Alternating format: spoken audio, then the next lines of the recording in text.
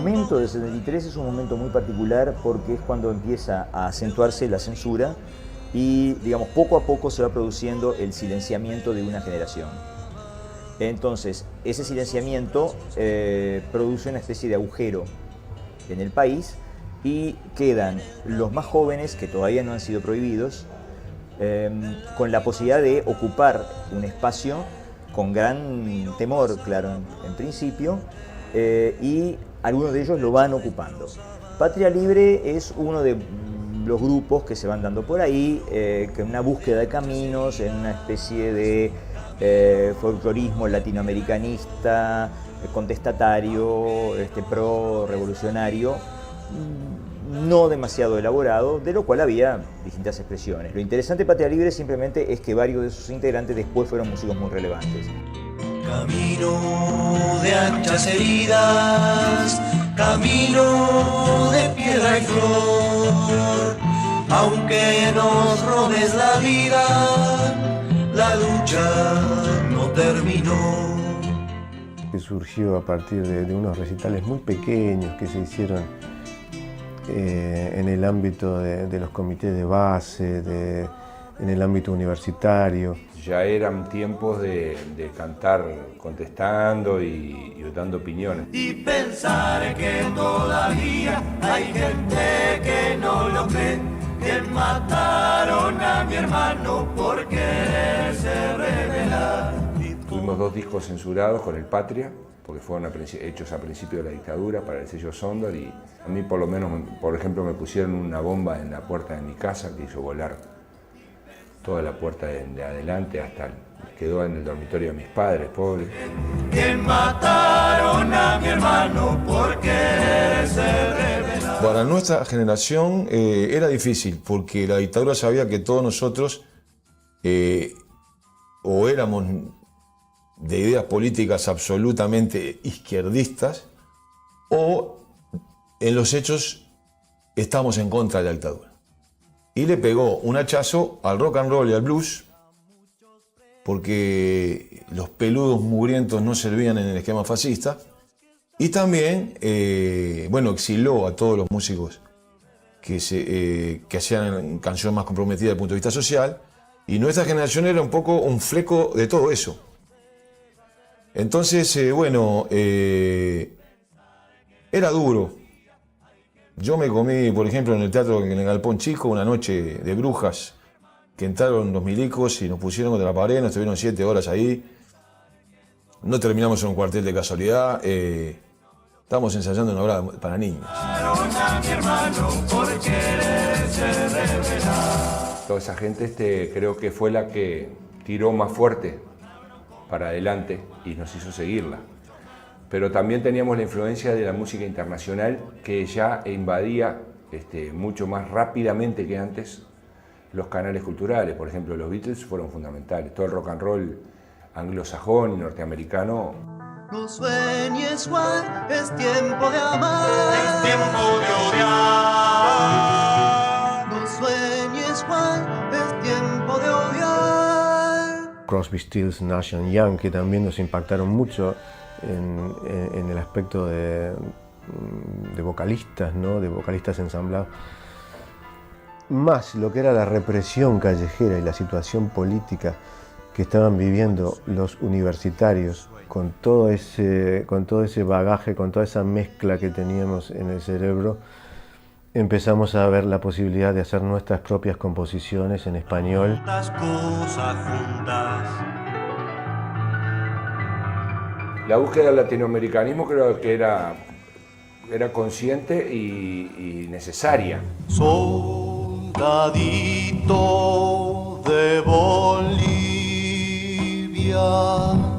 Pero por otra parte, claro, ha tenido la interacción con otros fenómenos de ese cierto folclorismo de pacotilla que se dio también en América Latina, con un criterio también de desnaturalizar, digamos, la tradición cultural propia a través de elementos tomados malamente de la cultura culta, digamos, que generaba una especie de híbrido muy extraño. Patria Libre tuvo esa confusión al comienzo, de hecho habían hecho una versión de la horrenda cantata Santa María de Iquique. Pero justamente después se va decantando eso y tiene que ver con eso la visión crítica que tiene esa generación posteriormente respecto a un latinoamericanismo real versus un latinoamericanismo de pacotilla. A lo que alude Lazaroff, por ejemplo, cuando dice, yo, por ejemplo, me compré una quena. Soldadito de Bolivia, soldadito boliviano. El ambiente de presión destinado a generar un miedo tal que no siguiéramos cantando, se empezó a instaurar un poco después. Todavía los artistas seguían cantando y diciendo algunas cosas. Existía una canción, cantábamos nosotros con Patria Libre, todavía, que se llamaba, con letra de Ibero Gutiérrez, que se llamaba Caramba Amigo. Decía, caramba amigo, con el milico Te da patadas en la barriga. Y decíamos la palabra milico y decíamos, te da patadas en la barriga, te deja tieso sin un respiro.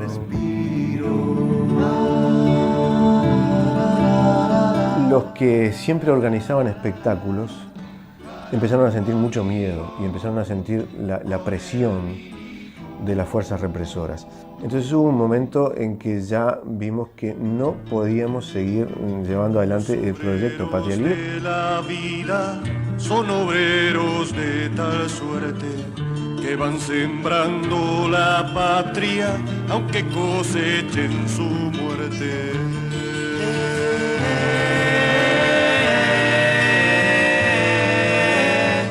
Tienen para cada idea brazos prontos a la lucha.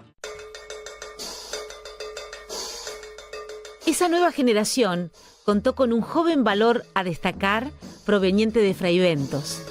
Carlos Pajarito Canzani logró una experiencia renovadora entre los años 1973 y 1975. De esa experiencia participaron algunos nombres que por esos años no eran conocidos, como Jorge Trasante, Jorge Lazaroff, Carlos da Silveira, Jorge Bonaldi, Jorge Galemire y Jaime Ross. Yo llegué a Montevideo, me bajé de un coche de la Honda y había una chanchita al lado. Yo estaba con el pelo largo, un pantalón a rayas anchas, de sandalias, yo era re hippie, con una guitarra acústica al hombro. Bajé de la Honda, uno de los milicos que estaba ahí me pidió el documento, se lo metió en el bolsillo y me llevaron en cana 2 días. Esa fue mi llegada triunfal a Montevideo. Mediados del 71, no. Estamos hablando de las famosas medidas prontas de seguridad. Yo soy de una generación en que el ser joven era un peligro espantoso para el sistema. Soy de la generación que quiso cambiar el mundo. Canzani queda en una situación de transformarse en una especie de protagonista muy joven de una situación renovada. De algún modo logra despertar una adhesión de público muy grande dentro de las dimensiones que la censura permitía, ¿sí? Llenar la sala 1 del Teatro Circular y después llenar la sala de la Alianza. En el año 73 había una cantidad de pibes que tenían entre 18 y 22, 23 años. Y lo curioso era que había 3 bandas que eran Epílogo de Sueños, Patria Libre y Aguaragua. Y eran los mismos músicos que tocaban en las 3 bandas.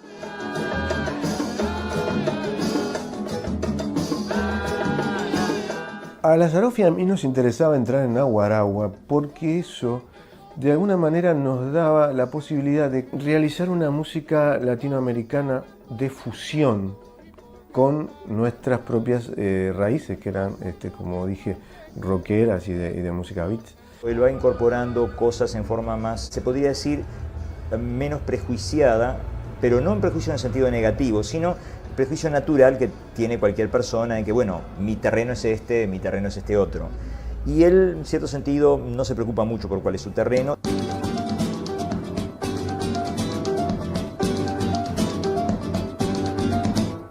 Váyase a tomar su whisky, aunque a mí nadie me nombre, yo prefiero mi candombe. La cuestión del candombe apareció simplemente porque vi creo que era Morenada, la primera formación que vi en el Teatro de Verano de Fraiventos, en Carnaval. Y eso para mí fue tremendo. Pues un día me enteré de que venía Manolo Guardia a tocar al Club de Remeros de Mercedes y el cantante invitado era Rubén Rada. Y ahí vi las posibilidades que había de hacer otras cosas con el candombe. Y después empecé a descubrir lo que estaba pasando en Montevideo con el quinto y todo eso. Después descubrí lo que fue el tropicalismo. Corión Arenal me hizo descubrir una discografía impresionante que él tenía y eso para mí fue la transformación. No me importa un letrao como el que come salteao. Los brasileros estaban haciendo temporadas en los teatros y le daban un nombre conceptual al espectáculo. Y yo vine con esa idea y nos instalamos, por ejemplo, en el Teatro Circular o en la Alianza Francesa. El conjunto en vivo impactaba por la riqueza sonora, por la riqueza musical. El Pajarito Canzani, que era un cantor muy caliente en escena. El Pájaro tenía mucho carisma y tenía canciones, tenía onda. Y la banda tenía onda también. Y había todo un público que era de la misma generación que nosotros. Quería también escuchar eso. O sea, una cosa iba con la otra. Bueno, generaron toda una sensación de que en cualquier lado que se presentara el grupo se iba a llenar eso. Y efectivamente ocurría así.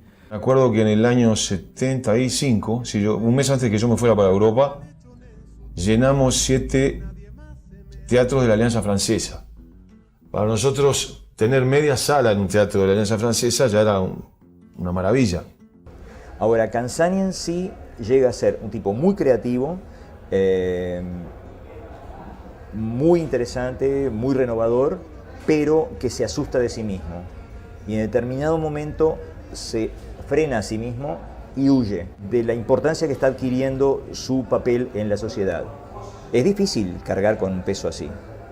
Es muy difícil y es muy difícil para cualquier muchachito joven sentir que está llevando el peso de la historia encima de sus hombros, o de un pedazo de la historia, digamos. Y es verdad que de pronto yo me sentí heredero de un momento que tenía que ver con la historia de la música uruguaya. No tiene nada que ver con mi personalidad, esa onda de escapar de una realidad. Creo que si a un pibe hoy que está empezando le dicen, loco, vení a hacer una gira por España y está todo resuelto y dale y prendete durante un año, no creo que haya muchos chiquilines que te puedan decir, no tengo ganas de ir porque extraño a mi mamá. No decidí irme del país, me fueron del país. No quiero andar vanagloriándome de ser un antiguo combatiente porque no va al caso. Tuve algunas visitas introspectivas a las 6 de la mañana que sabías cuándo empezaba y no sabías cuándo terminaba la visita que te hacían ni a dónde te llevaban. Y bueno, fui amenazado varias veces. En los últimos días, después de esos problemas que yo tuve, que fueron varios y grosos, aparece un jeep con una señora muy coqueta y me dijo, mire, yo soy la señora del coronel fulano de tal y le vengo a hacer una proposición. Hemos estado viendo hacer un festival para hacer resaltar nuevos artistas nacionales y queríamos proponerle a usted de ser la estrella de un festival que vamos a hacer en la Rural del Prado y si usted acepta va a estar en todas las primeras páginas, va a estar en el número 1 por todos lados en las radios, usted va a ser el héroe. Yo le dije, pues señora, usted sabe perfectamente que a mí no me puede venir a proponer algo semejante. Y entre pitos y flautas me dieron a entender que era eso o irse. Y ese fue el último capítulo que yo tuve. A los pocos días yo ya me estaba yendo y fui.